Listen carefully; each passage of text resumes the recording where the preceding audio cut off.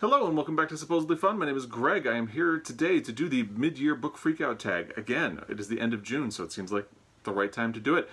I did this last year for the first time, obviously because last year was my first year on Booktube. The person who originated that tag is no longer on Booktube. I believe the name of the channel was IsThatChami? IsThatChami? I don't know. So I'm not going to link a video down below for the person who originated the tag since their channel doesn't exist anymore, but I will link my video from last year, just for fun. I've seen a couple of people doing this, and I had been thinking about it and wanted to do it, but wanted to wait a little closer to the end of the month, and let's get started and do it.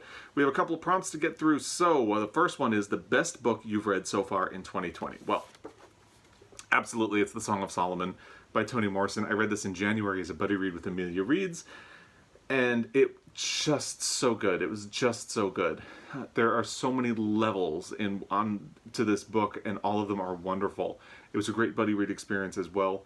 We had so many really great conversations about the book. We went one chapter at a time, and I think that was a really great approach because it forced us to stop and really consider everything that was going on. And everything in this book is so intentional. It's so good.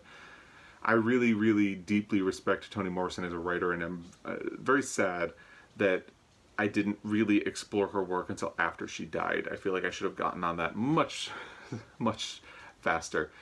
I had read The Bluest Eye last year and also had really liked it. It was one of my favorite reads of the year. I don't think it made the top 5, but it was definitely up there. Song of Solomon just blew me away, and I'm really looking forward to getting to more of Toni Morrison's books.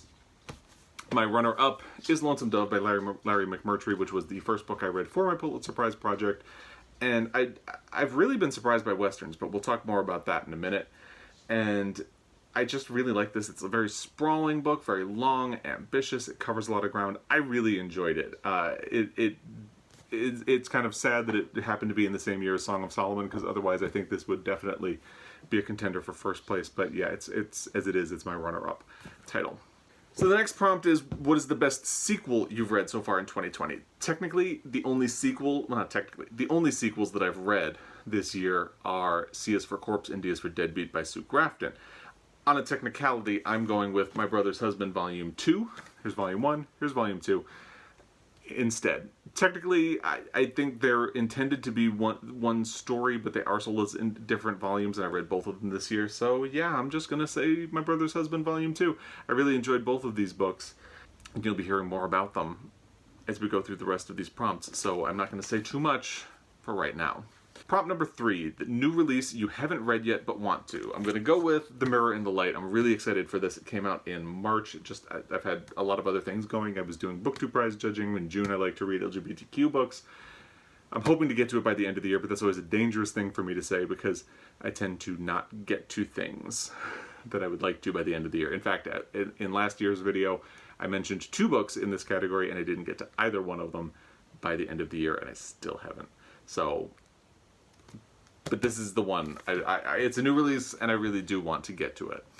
I would also say I want to get to Cleanness by Garth Greenwell. I've never read a Garth Greenwell book. I also have What Belongs to You, and I really want to get to both of them at some point. This is the one that came out this year, and I've heard good things about it on Booktube, so looking forward to that as well. Prompt number 4, your most anticipated release for the second half of the year. Absolutely, it's Transcendent Kingdom by Yaa Gyasi. I loved Homegoing, and I am very much looking forward to seeing what she does next. Prompt number 5, what was the biggest disappointment? I have a couple. First is The Far Field by Madhuri Vijay. I was really looking forward to this book. The premise of it had me very excited, and I read it, and I did not think that anything the characters did made sense. I thought there were a lot of plot holes, things that just the decisions that the characters make were infuriating. I really ended up not getting along well with this book at all, and I had very high hopes for it. The same is true of Cloud Street by Tim Winton. This was a buddy read I did with Sarah from Hardcover Hearts, and we bailed on it with only 100 pages left. I had been really looking forward to it. I've heard really great things about Tim Winton, and I just didn't like it very much. It felt like a lot of it was trying too hard. The way I described it was that it feels like he's trying out description styles and things like that, and some of them work, and when they work they're really great, but a lot of them don't work, and it feels like a lot of them should have been, and I feel bad saying that because he's a really beloved Australian author, But I did not get along well with this. And then the other book I would mention is The Glass Hotel by Emily St. John Mandel. This was a buddy read with Britta Bowler, and we both just felt like this was a very problematic debut novel, and it's not. It's Emily St. John Mandel's 5th novel, I believe. And it was just... I was only okay on Station 11, which was her previous book, but this one was just... whew, not very good. So there you go. Prompt number 6. What was the biggest surprise? True Grit by Charles Portis. This was one of the first books that I read for my 2020 reading goal, which is to read outside your comfort zone. I don't really read Westerns, and I wanted to read a Western. So I got a jump start with True Grit on audio, which is why I don't have a copy of it. And the audio is actually it's read by Donna Tartt. And she does a really great job with it. And I really enjoyed the book. I thought it was very good. The characterization is really good. The story is really good. And then after that, obviously, I read Lonesome Dove. So it makes me think Westerns are a genre that I could enjoy. But I feel like I should read one of the pulpier, more commercial-driven Westerns just to get a sense of that part of the genre. But the kind of literary portion of it, I definitely seem to get along with very well. So that was a big surprise for me. Prompt number 7, favorite new author or new to you. I'm going to go with, well, like I said, I had read The Bluest Eye by Toni Morrison last year, so I can't even put her in on a technicality. So I'm going to go with Larry McMurtry. I had never read one of his books before Lonesome Dove. I am very interested in going back to read The Last Picture Show, Terms of Endearment, maybe a couple of others. I don't think I'm going to read the other books in the Lonesome Dove series, all of which were published after Lonesome Dove, although 2 of them are prequels. Because I don't think I need the prequels, because I don't think I need Gus and Call's adventures before we meet them here, and I don't think I need to find out what happens after, given what the premise of that book is. But yeah, I'm very excited to read more of his books. Prompt number 8, newest fictional crush. I'm going to go with Mike, the Canadian husband in My Brother's Husband Volume 2. So I mentioned that I would talk more about these. The premise of the book is that this guy had a twin brother, I'm blanking on his character name, but he had a twin brother who he was estranged from and who lived in Canada, and his twin brother died. And then Mike, who was his brother's husband, shows up at his house, and because it is custom, he's forced to invite Mike into his house. And he ends up confronting his deeply seated like homophobia, but it was a very latent thing, and he ends up forced to confront it, and how he and his brother became estranged, and the disappointment of that. And Mike is just such a really great character. He's this big, lovable guy, very sweet, very open and heartfelt. I really, yeah, if I had to pick a crush from any of the books I've read, I would go with him. So, there you go. And then prompt number 9, newest favorite character. Well, we're going back. Because again, the reason for the crush would be that he was such a great character, so I'm going with Mike. And actually, all 3 of the title characters are really great. Of course, the daughter is drawn to be adorable in the way that children are, but I think it's done in a very sweet way by Gengoro Tsugame, who wrote these books. But yeah, Mike is definitely one of my new favorite characters. I would also go with Clara Allen from Lonesome Dove. I just adored her. I talked a lot about her in my longer review of Lonesome Dove, which I will link down below. I would also give a special shout out to some of the other characters in this book. Gus, Call, Lorena, Newt. This is a book packed full of really great characters. Dietz is really great as well. So can't go wrong with pretty much any of the characters in here. And the other one I would go with is Maddie Ross from True Grit. Like I said, the characterization in that book is really good. She's a 14-year-old seeking revenge for her father's murder. She is headstrong and very strict and severe and kind of morally righteous in certain ways, but she's just this wonderful character. And I really enjoyed getting to know her by reading True Grit. So those are my favorite new characters so far in 2020. Prompt number 10, book that made you cry, or saddest book you have read. Well, no book has actually made me cry so far this year. Last year I had 2. This year I have none. And it's hard for a book to make me cry, so it was surprising that there were 2 last year. I will say one of the most difficult books to read was The Only Plane in the Sky by Garrett M. Graff, and The Heartbeat of Wounded Knee for very different reasons. The Only Plane in the Sky, actually, you know what? That one did, what am I saying? That one did make me cry. I blocked it out. It was so emotionally traumatizing that I can't believe I forgot that. That's the one that made me cry. There it is. Yeah, it really made me process a lot of my thoughts and feelings and a little bit of PTSD about 9/11 and the experience of that day. So it was difficult for a lot of reasons. That one made me cry. But Heartbeat of Wounded Knee was very sad and a little bit difficult for more personal reasons, but it didn't make me cry. And I was very sad that The Heartbeat of Wounded Knee did not advance in the Booktube prize. I thought it was a really great book and a very important book. Prompt number 11, a book that made you happy. I'm going to go with two books. One I don't have a copy of, but the other is Karamo, My Story of Embracing Purpose, Healing, and Hope. The other one is The Black Flamingo by Dean Atta, which I actually just finished yesterday and we'll talk more about in my monthly wrap-up for June. The reason I like these is that in their own way, they are both about taking control of your life and being who you are. And I thought that was a really great message, especially I've been trying to read Black queer focused books in June, and both of them really hit the mark for that very well. And I thought they were both very enjoyable and they made me happy. Prompt number 12, favorite book to movie adaptation you saw this year. Well, movies have been weird this year because of quarantine. Movie theaters have been closed. There haven't been a whole lot of new movies coming out. I'm going with something that fits on a technicality. It's Little Women by Louisa May Alcott. So I started this book in 2019 and I saw the new film adaptation of it in 2019. However, I finished the book in 2020, so it counts. There you go. And of course, I did a whole video comparing the new film adaptation by Greta Gerwig with the 1994 film adaptation by Gillian Armstrong, and then with the book itself. Of course, I will link that down below.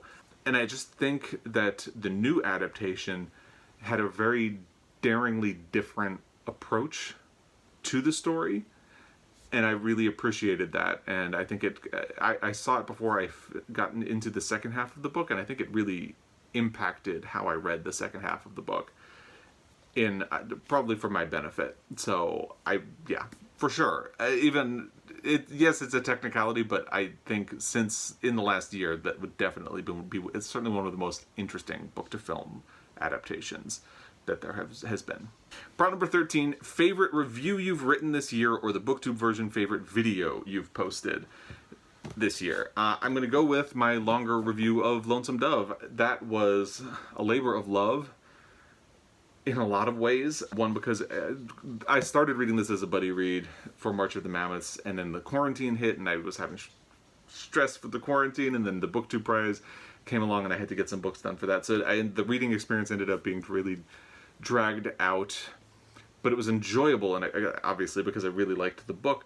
And then I formulated a lot of thoughts. I wrote out this really, really long review on my blog, which I don't keep up with anymore, but still have. I'll link that down below as well. And then I recorded a 45-minute video, and I thought nobody's going to want to watch 45 minutes on Lonesome Dove, so I tried to edit it down, and I got it down to about 30 minutes, and that was and it was difficult because there was a lot of information in that 45 minutes that I thought was fun, or the 15 minutes that I lost specifically, that I thought was kind of fun and interesting and a little bit more in-depth. I talked about a lot of the other plot things, but I also talked about other things that were going on in 1985 when this book was published. And I thought that was a really fun thing to do, but for 45 minutes, I had to cut it down. But I still think that the 30-minute version is really good. It is one of the reviews that I'm most proud of. So I hope if you check it out down below, I hope you think the same. Prompt number 14, most beautiful book you've bought this year or received. Well, I'm going to go with The Mirror and the Light by Hilary Mantel. I ordered the British version specifically because of the cover. I thought the American version looks like bad clip art. The Canadian version is kind of fun, but yeah, to me, you can't beat this one right here. I'm also going to give a special shout out to A Burning by Megha Majumdar, which I'm going to be talking about more in my book haul for this month, so I don't want to I'm not going to spend too much time on it, but isn't that just pretty? It's just pretty. That's all there is to it. And the final prompt is, what books do you need to read by the end of the year? Well, I don't need to read anything, but there are books that I would like to read because I need to do a lot of catching up on my reading goal for the year, which is read outside your comfort zone. I want to read books. I want to hit every continent, but I want to read books by authors outside of Europe and North America. I want to read books that are in genres I wouldn't traditionally read. I want to revisit some things that I maybe liked or disliked in the past. So here are some of the ones that are on that list. I need to find a romance novel. And I haven't decided which way I want to approach that yet. I'm thinking about it a lot of different ways. And I need to figure out what I'm going to do for paranormal and fantasy. Britta Bowler had recommended that I do Picnic at Hanging Rock or a Shirley Jackson book for kind of the paranormal angle, and I think that's probably going to be the good way to go. But for sci-fi, there are 2 books that I want to read. The first one is The Fifth Season by N.K. Jemisin. This is the beginning of the Broken Earth trilogy, and I've heard really great things about it. I'm very excited to try it, especially because I've heard, the more I learn about N.K. Jemisin, the more I just love her without having read any of her books. But so I'm very excited for that one. The other one is The Left Hand of Darkness by Ursula K. Le Guin. Also have heard really great things about Ursula K. Le Guin. I just don't read science fiction very much, so I want to get to both of those. In my quest to read authors from different continents outside of North America and Europe, I really want to read Isabel Allende's The House of the Spirits. This would help me cover South America, and I've wanted, it's been on my TBR for a really long time, so want to get to that. I need to read poetry. I have had so many really great poetry recommendations. A lot of people recommended The Poet X, and I think I'm going to try to fit that in as well, but the one I have right now is My Alexandria, poems by Mark Doty, and I need to just sit down and do it. Poetry is famously something that intimidates me because I'm worried that I don't understand it, so that's on me. And then The Girl with the Louding Voice is another one. It's by Abby Dare. She is, I believe, Nigerian. Yeah, Nigerian. And that will help me get out of Europe and North America as well. So there you have it. That is the 2020 version of the mid-year book Freakout tag. If you have thoughts about any of these books, I would love to hear them. Please leave them down below. I'd love to hear what your favorites, your least favorites, all of that are for the year. I'm going to have a longer form video coming where I talk about, well, I'm going to wrap up June as well next week, but I'm also going to do a mid-year wrap-up, more specifically where I can talk about a little bit more about some favorites and some disappointments and things like that. But I'd love to hear what yours are and everything you've enjoyed, your thoughts, how you're feeling in quarantine. What a difference a year makes. You know, I'm here with my quarantine hair. It's getting kind of long, and it is what it is. Anyway, I hope you're doing well, and look forward to continuing the conversation in the last part of 2020. Thank you for watching this video, especially if you've made it to this point, and I will be back. Until next time, happy reading.